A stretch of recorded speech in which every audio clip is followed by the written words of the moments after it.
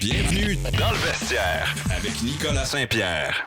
Journaliste sportif pour le quotidien Le Droit, sénateur athlético et sport local, il est les yeux de la région pour couvrir tout ce qui englobe l'actualité sportive de la région de la capitale. On en apprend toujours plus avec Julien Paquette. Un gars qui a été pas mal actif au niveau des nouvelles dans le quotidien Le Droit au cours de la semaine en compagnie de Julien Paquette pour jaser justement de l'actualité de quelques formations. On va commencer par la Charge d'Ottawa qui de plus en plus se rapproche d'une association avec les sénateurs d'Ottawa et du Centre Canadian Tire comme domicile permanent. T'en faisais mention la semaine dernière et évidemment, je pense que c'est un pas dans la bonne direction, mais honnêtement, pour moi, c'est une association qui est la plus logique des logiques de voir cette équipe-là partager l'amphithéâtre avec le club de la Ligue nationale de hockey? Bien, ça dépend de quel point de vue on le prend. Écoute, c'est une association logique entre la Charge et les sénateurs d'Ottawa. Il y a un partenariat là évident à faire. Là où je me pose des questions pour la Charge, c'est est-ce que sa base de partisans, c'est nécessairement une base de partisans qui est prête à aller aussi loin dans l'ouest de la ville, surtout les soirs de semaine. Puis l'enjeu, pour moi, que je vois, c'est un soir de semaine, quelqu'un achète des billets, tu arrives là un mercredi, puis il y a 3 000 à 4 000 personnes dans l'aréna.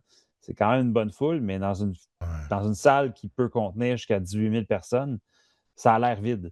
Est-ce que ça donne le goût de revenir après ça? C'est un peu. Il n'y aura pas d'effet de rareté non plus. Les gens ne seront pas nécessairement pressés d'acheter leur billet à l'avance pour être certain d'avoir une place. Fait que il y a plusieurs questions comme ça qui se posent, d'après moi, pour ce que ça va vouloir dire pour la Charge, mais euh, on le sait là, avec la façon que la Ligue a réagi au projet Lansdowne 2.0 qui est approuvé par le conseil municipal.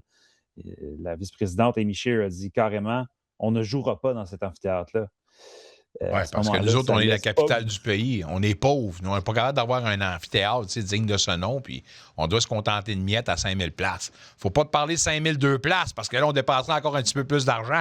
On gratte nos fonds de tiroir, tabarnouche. C'est ça qui est tannant. On est la capitale du pays. Pas capable d'avoir des budgets pour des amphithéâtres dignes de ce nom, Julien. Ben, écoute, dans la mesure où c'est un amphithéâtre un projet qui est complètement payé par la ville, la ville, ce projet-là, c'est presque 1 milliard. C'est plus que la moitié de son budget annuel, là. Je sais. Puis comment ça que la ville s'implique dans un projet comme celui-là, mais ne veut pas s'impliquer dans le projet de l'amphithéâtre des Plaines-le-Breton? Ben, il y en a un que une infrastructure qui lui appartient, puis l'autre, non. C'est Un aussi partage. simple que ça. PPP. Mais, Anyway, non, c'est correct. ben là. C'est une autre affaire. On ne fera pas le monde tout de suite, mais je trouve ça un peu bizarre. Puis écoute, pour moi, en tout cas, je pense que c'est une bonne affaire. Puis si on se fie à mon expérience pour venir voir des matchs au Parc Lansdowne, des matchs de football, où je dois prendre des fois l'autobus, si on se donne l'effort au moins, parce que là, un moment donné, le train léger va fonctionner, la deuxième phase, elle va se rendre au moins jusqu'à Maudit. Donne-moi une bonne trolley d'autobus pour pouvoir ramasser tout ce bon monde-là. Puis tu vas voir que l'effort ne sera pas si gros que ça, là. Ah, le train léger va aider beaucoup, mais que ce soit pour se rendre à Canada ou quand il y aura un amphithéâtre au Plaines-le-Breton. C'est certain que je pense que c'est là le vrai avenir de la Charge d'Ottawa. Ça aurait peut-être pas été une mauvaise idée de prendre un recul un petit peu sur le nombre de sièges pendant quelques années en attendant que l'aréna au Plaines-le-Breton soit là. Mais bon, ça, c'est un autre dossier. Ça aussi, on n'a pas de nouvelles nécessairement à savoir quand ça va se passer.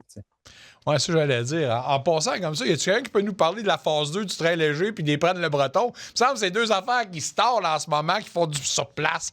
Bref, un autre sujet pour un autre tantôt. Les Titans d'Ottawa, l'anatomie d'un success story. Tu parles d'une équipe qui était moribonde quand ça a commencé, dans la tourmente avec la COVID. Et là, maintenant, on peut parler d'une équipe qui est bel et bien implantée. On s'attend à beaucoup cette année, si je ne me trompe pas. Puis l'achalandage, avec évidemment le match d'ouverture où on veut battre un record. Il y a beaucoup de positifs qui planent dans le monde des Titans en ce moment, là. Ben oui, mais tu sais, si tu te souviens, il y a 5 ans, je ne dirais pas que nécessairement l'organisation était moribonde il y a 5 ans, mais il faisait face, il y avait toute une côte à remonter, là. Ouais. Tu sais, on avait vu les champions disparaître, les Fat Cats, puis le baseball professionnel semblait un peu destiné à échouer dans la capitale nationale. Fait que les Titans sont arrivés, puis tout le monde les accueillait un peu avec du doute. On se demandait Ouais, vraiment, ouais. puis ce que j'ai fait, c'est j'entendais de plus en plus comment ça se passait bien au stade, comment les foules étaient belles, l'engouement était réel, comment les gens appréciaient leur expérience aussi au match de cette équipe-là. Fait que je suis allé m'asseoir avec le directeur général euh, Martin Boyce. Bon, directeur général, il faut le préciser, dans cette ligue-là, c'est pas comme on l'entend au hockey, par exemple, c'est pas quelqu'un qui gère les, les effectifs sur le terrain, mais c'est vraiment quelqu'un qui gère la business, qui gère l'organisation, qui gère les opérations de l'équipe. Euh, puis on a parlé d'un paquet de sujets, dont leur match d'ouverture. On veut battre un record, on veut remplir le stade pour avoir ce qui donnerait la plus grande foule de l'histoire de la Ligue frontière. Puis ça semble bien parti, de ce que je comprends. Là, on a annoncé, je pense hier, 75 Oh, du Lower wow! Bowl qui est déjà vendu.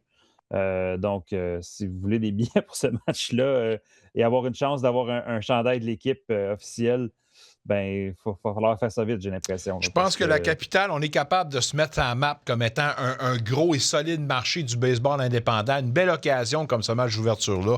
Alors, j'invite la population à être là puis aller s'abreuver de bons liquides et surtout de se gaver de bons hot dogs qui seront cheap cette on année parlait de tous les train léger, mardis. c'est utile pour aller à Ouais, ce stade-là. oui, mais ça.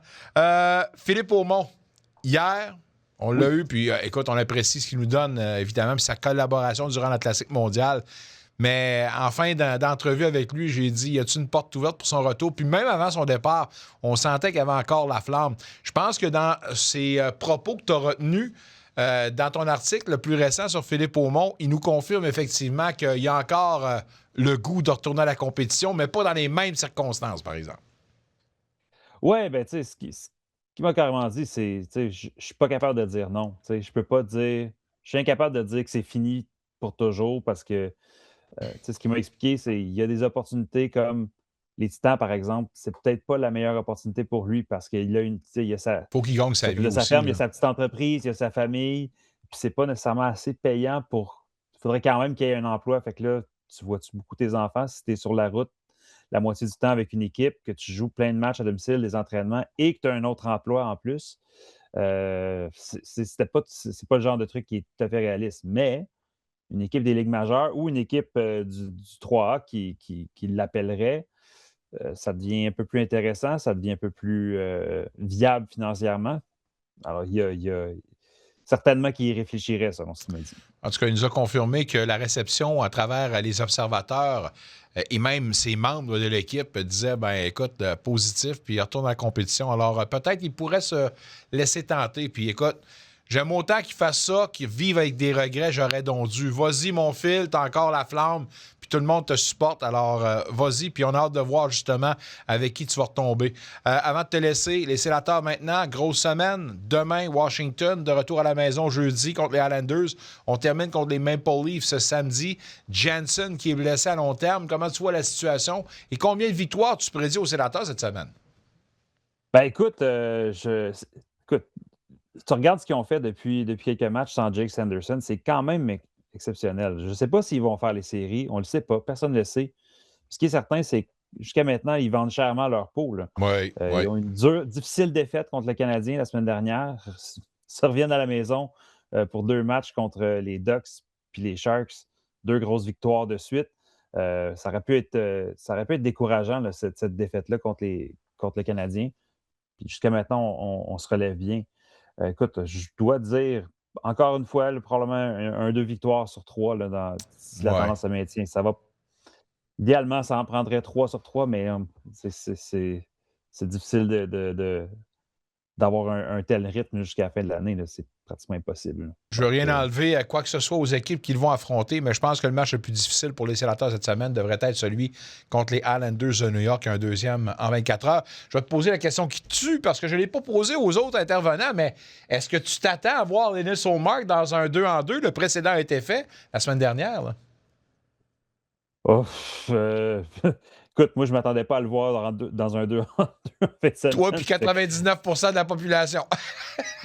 Ben, en même temps, le deuxième, c'était la soirée Bubblehead à son effigie. Donc, c'était un peu normal qu'il soit devant le filet. On se serait peut-être attendu dans ce cas-là, que Reimer joue samedi, mais bon. Ouais. Donc, non, mais écoute, j'ai l'impression qu'on va revenir à la pratique habituelle pour des situations de 2 matchs en 2 soirs. Là. Surtout que le match à Washington, le match est à Washington, puis après ça, on revient à domicile contre les Islanders. Donc, il y a un voyagement entre les deux. C'est différent d'un match où qui commençait à 13h samedi, puis on avait un petit peu plus que 24 heures pour le match de dimanche. Donc, non, je pense qu'on va avoir James Reimer soit à Washington ou à Ottawa ce soir. On aura la réponse, évidemment, plus tôt que tard. Demain, ça commence cette grosse semaine contre les Capitals à Washington. On lit dans le quotidien Le Droit, Julien Paquette. On se dit pour nous, bonne fin de soirée, bonne semaine et à la semaine prochaine, mon ami. Un retour sportif 100% local dans le vestiaire avec Nicolas Saint-Pierre.